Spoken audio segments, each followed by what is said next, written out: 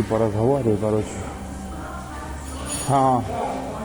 Вот такой вот хитрый парень.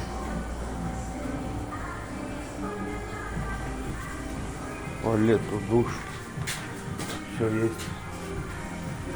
Подъемники. Все есть. Керхер. Шиномонтаж. Так вот. Ласточка.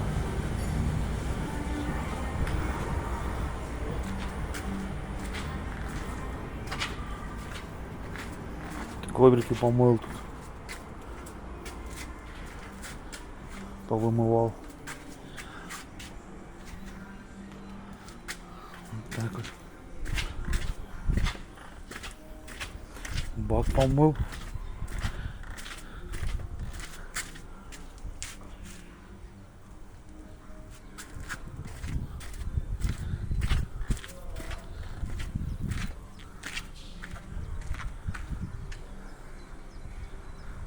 Вот так вот такой вот гаражик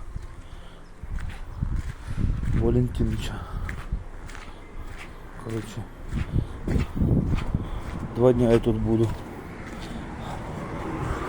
И вот тоже. Там вот отломано.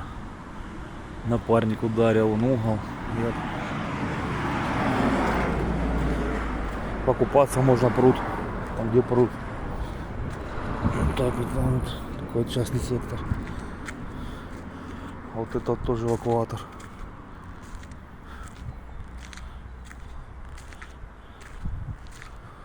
Вот так вот.